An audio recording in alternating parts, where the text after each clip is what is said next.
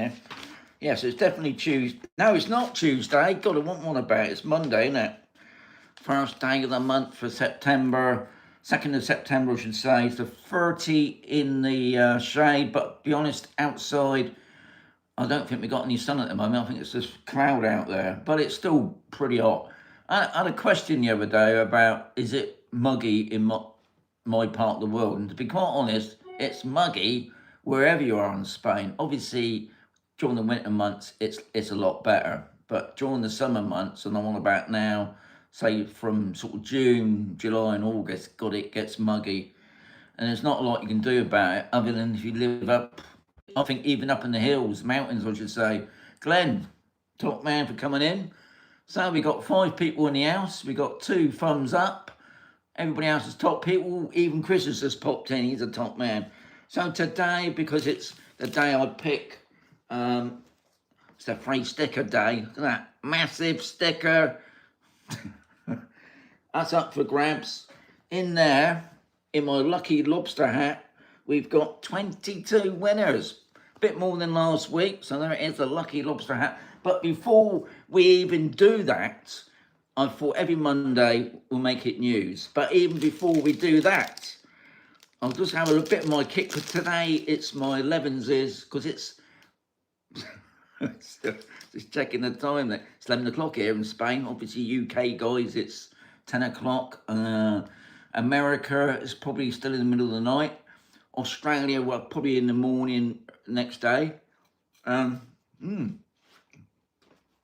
thank Kev for that. Kev, I still got a load left still. Nearly.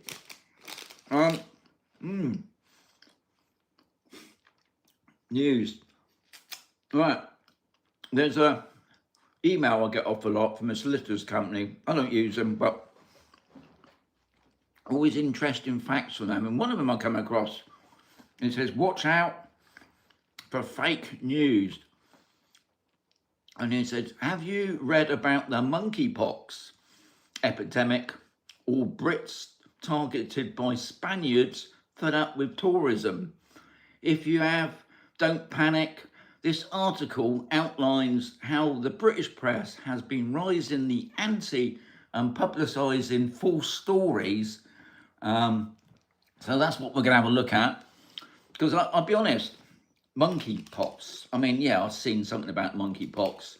I haven't, locally, I haven't heard nothing about monkeypox. It's nobody in our area has got monkeypox. I think there was something about in one of the local news things here. There was one person, but he was a holiday maker that come over with monkeypox. So,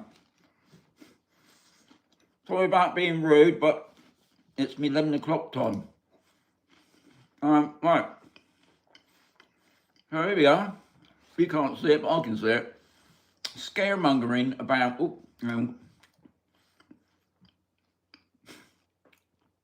scaremongering about Spain on the rise, which is true. I think the biggest thing that we've seen this year, especially about Spain, is about we're not wanted. Not so much us lot, we're already living there, but we're on about the tourism people.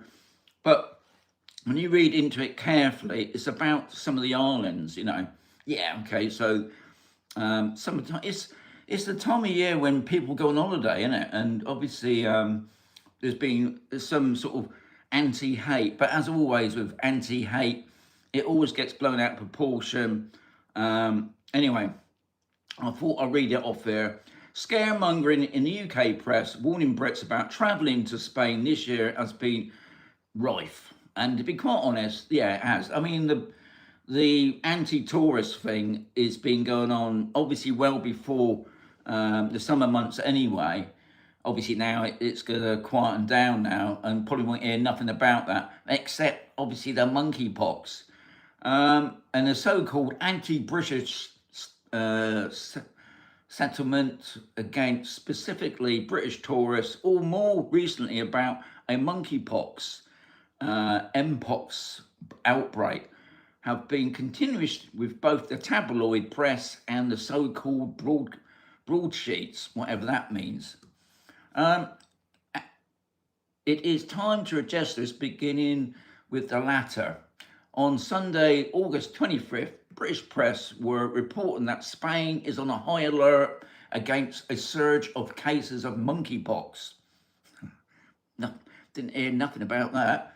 And that Madrid airport was introducing stringent measures to cope with the supposed problem. Well, it is not, says this report. I've just got a video here. I'm not going to put it on because it might clash with my speaker. And it's that lady that's in second in command. Is she in charge of? Can't see her name on it yet. The Labour guy, no, the Labour lady, I should say. And she's gone on about being careful when you travel to Spain. But anyway, the Spanish government's website has not published a single article about the Mpox since 2023, and little from the Ministry of Health since earlier in the year about an already extant vaccination campaign. With regards to the so-called stringent controls at Madrid Airport, the Madrid region government has asked the airport management to reinforce measures by which they can only continue with the same precaution. God, it's all gobbledy, isn't it, since the days of the COVID. So what they're saying really is, as far as they know, they ain't doing nothing about this monkeypox here in Spain. I mean, like I said, there have been a couple of cases, and no doubt that's come off the back end of the press anyway. But like we said, I know some people in the coffee morning that I have with the dog people, there were some people considering having the monkeypox jab. I can safely say I'm not going to have one. I'm not even going to have another COVID one. But yeah, it's a shame that the press have to make these sort of statements. And I've seen other things about the press, you know, about Spain doing this and that. But obviously the monkeypox one, and obviously the protests from the Spaniards about the tourists. You know, the last thing Spain wants is scaring away the tourists. I mean, I think beginning of this year, they had a massive advertising campaign and all about the regions. I mean, even Mazarin did a campaign to get more tourists to come here. I mean, we're not just talking about UK tourists, we're talking about other people from other parts of the world as well coming here. And they want people to come here. So to start, you know, sort of smearing, I would say, because I think Spain's already said they've had such a huge influx of tourists this year anyway, which is a good thing. Good thing because it's a good thing for the economy. It's a good thing for the people that live here, for jobs, because that's the other side of all this, is jobs. Maybe the holiday rental thing needs to be looked at a bit more, I suppose. I think where you got some companies, I would say, are buying up properties and then re-renting them out, obviously at a higher price. Yeah, maybe that has to be looked at, but to start spreading malicious rumours, and I think where it's aimed at, they sort of imply it's not just the islands, it's obviously, I think I saw something about Barcelona was another place it was targeted, Madrid was another one, and actually living here, you don't really see that, and I haven't seen no, you know, protest signs or heard about any protests as far as I know in this area, and I think no doubt Chris is watching this down his way.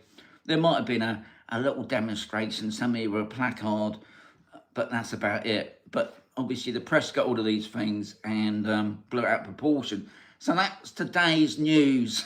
And I've been babbling for 10 minutes here nearly. Right, so the winner of the Lobster, in the lucky Lobster hat, who is going to be the winner of the sticker that I'll put away? Here it is.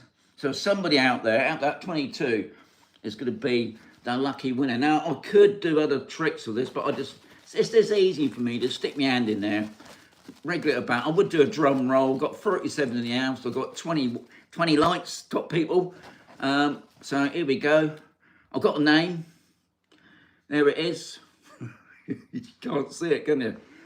I can't see it, to be honest. God, I thought it was Pinky Perky then. No, it's not. It's Phil Kirby. Is that right? Chris and Lillian have come in there. Prudential is changing some of the tourist license rules. Press always, yeah. Oh, yeah. So, Phil Kirby, if you can get hold of me, guy, give me your real name. It might be the real name, I don't know, it probably is. And I need your name and address, obviously. And then I'll post on the Freestacker to you. The best way to contact me, because Des did it last week. Des, you shouldn't have done that, but it didn't matter because you didn't care.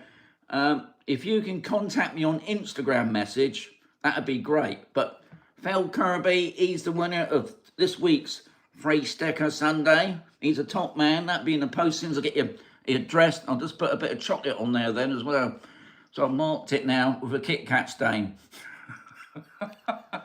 Anyway, well done, guys.